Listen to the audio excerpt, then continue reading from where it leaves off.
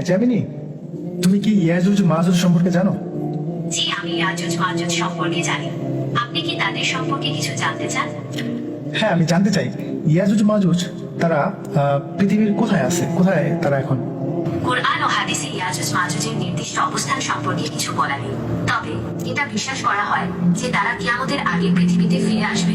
ও আচ্ছা, তাই তাহলে কি ইয়াজুজ মাজুজ কি কোথাও তারা কি বন্দি আছে না কিভাবে আছে তারা? জি, কুরআন ও হাদিসে জুলকারনাইন নামে একজন ন্যায়পরায়ণ বাদশার কথা উল্লেখ আছে, যিনি ইয়াজুজ মাজুজকে একটি প্রাচীর তৈরি করে আটকে রেখেছিলেন। আচ্ছা, বাদশাহ জুলকারনাইন ইয়াজুজ মাজুজকে কোন জায়গায় আটকে রেখেছেন? কুরআন ও হাদিসে ইয়াজুজ মাজুজের প্রাচীরের সঠিক অবস্থান সম্পর্কে কিছু বলা নেই, তবে কিছু বিবরণ থেকে ধারণা করা হয় যে এটি ককেশাস পর্বতমালায় অবস্থিত। আচ্ছা, এই ককেশাস পর্বতমালা এটা কোথায়? ককেশাস পর্বতমালা মূলত ইউরোপ ও এশিয়ার মাঝে অবস্থিত। এটি কৃষ্ণ সাগর এবং কাস্পিয়ান সাগরের মধ্যে বিস্তৃত। এই পর্বতমালায় ইউরোপের সর্বোচ্চ পর্বতশৃঙ্গ মাউন্ট এলব্রাস অবস্থিত।